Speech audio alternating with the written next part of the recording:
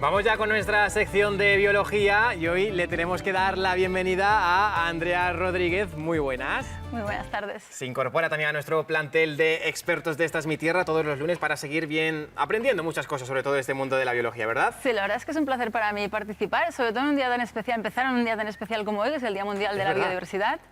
Con lo cual, para mí es importante empezar este día. Diversidad biológica, muchos animales ya sabemos que tienen diferentes tipos de alimentación, los que son exclusivamente carnívoros, omnívoros, los que hay que únicamente son herbívoros. Hay diferentes formas de alimentarse, esto evidentemente tiene un porqué, ¿no? El porqué de esa forma específica es de lo que vamos a hablar hoy, Andrea, pero lo primero que tenemos que dejar claro, y esto es algo que también se aplica a los humanos, que no es lo mismo alimentarse que nutrirse bien. No es lo mismo, de hecho no tiene nada que ver. Una cosa es la alimentación, que es una acción que hacemos voluntariamente. Nosotros cogemos un alimento y lo ingerimos porque nos apetece o porque lo tenemos a nuestra disposición.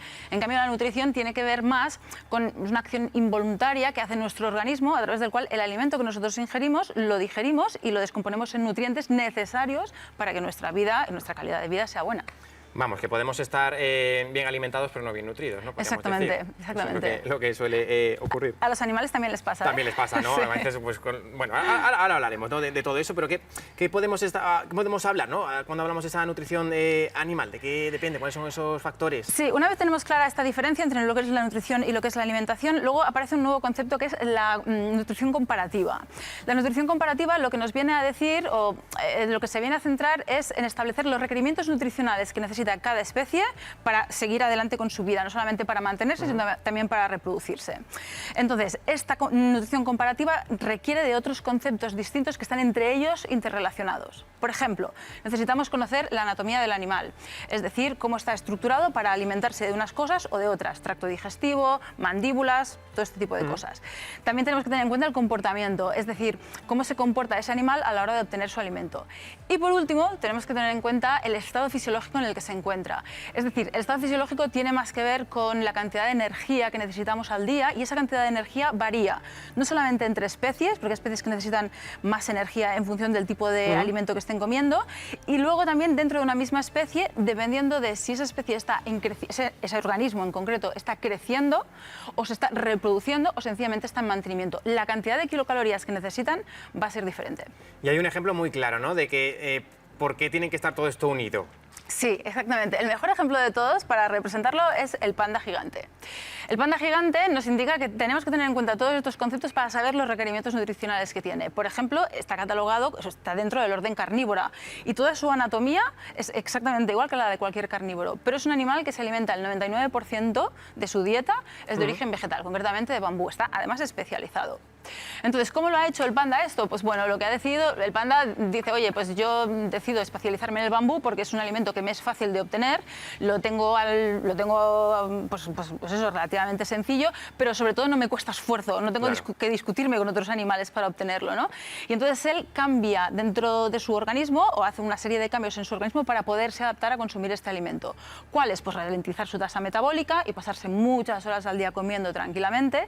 O, por ejemplo, una característica muy importante del panda es que han desarrollado un pulgar, ¿no? Que es el pulgar del panda con el que pueden coger el alimento, coger en este caso el bambú y comérselo. Y ya con todo esto claro, ya se pueden establecer las diferentes estrategias, ¿no? Sí, o sea, lo que aquí tendríamos que tener en cuenta es que una vez tenemos esto claro, tenemos claro qué requerimientos nutricionales necesitamos y los requerimientos nutricionales son los que nos va a decir qué tipo de alimentos vamos a consumir.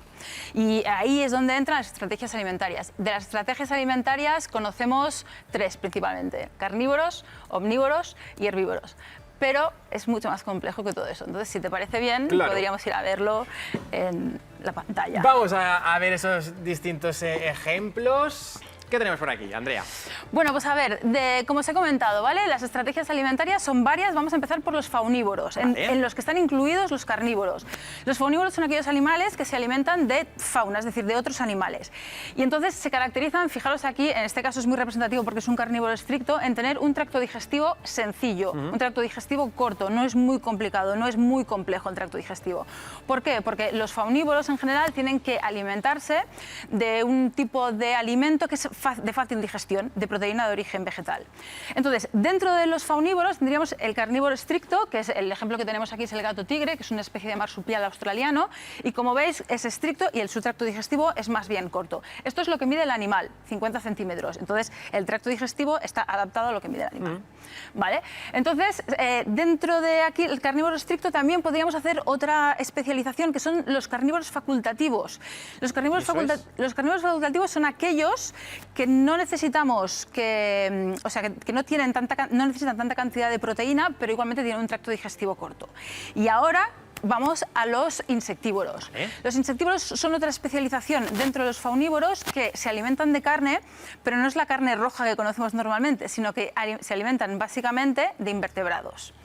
Entonces, pues aquí vemos un ejemplo. Si os fijáis, los tractos digestivos son bastante parecidos, aunque consumen alimentos distintos, igualmente tienen un tracto digestivo corto y sin ningún tipo de estructura complicada, lo cual le permite digerir el alimento sin ningún problema.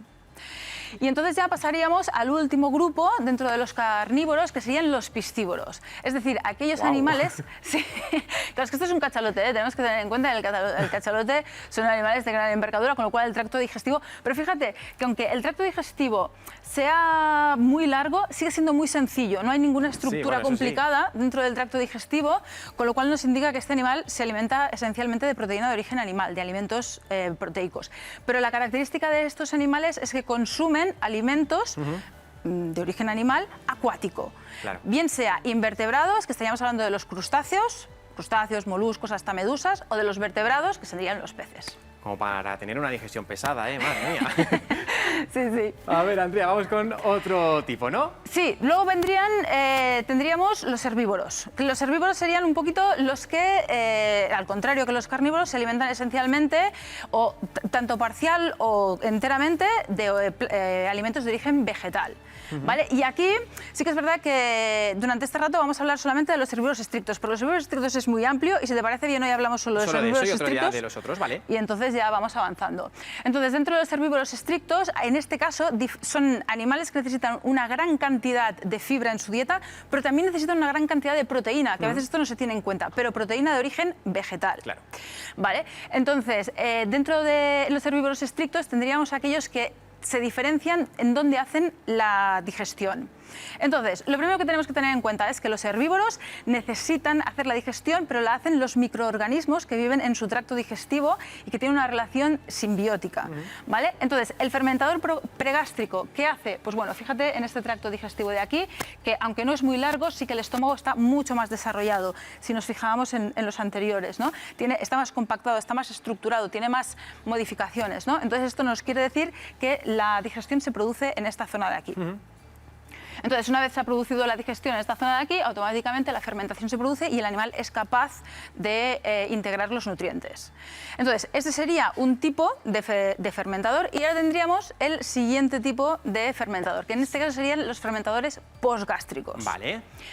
Que exactamente igual que los pregástricos, también se alimentan esencialmente de alimentos de origen vegetal, pero en este caso la fermentación, la digestión primero la hace el hospedador, porque en toda esta parte de aquí del tracto digestivo no hay microorganismos, o sea, la primera parte la haría el hospedador, y la segunda parte, que sería en esta parte de aquí, en el intestino grueso, en la zona del ciego y el colon, la fermentación la harían los microorganismos. Entonces, lo que tenemos que tener muy en cuenta es que cuando estamos alimentando un herbívoro, en realidad estamos alimentando a su micro... A lo que hay por ahí dentro. Exactamente, a su microfauna.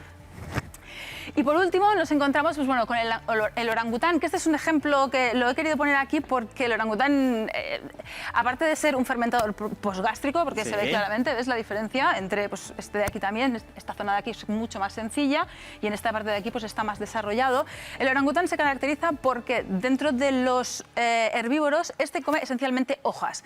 Es decir, eso que te comentaba antes, también dentro de los herbívoros estrictos están especializados en comer un tipo de vegetación u otra. Bueno, Andrea, nos faltarían los omnívoros, pero lo vamos a tener que dejar para otra ocasión. Bueno. No hay ningún problema, quedan, desde luego, mucho para hablar también. Fantástico. Muchísimas gracias. Muchas gracias a vosotros.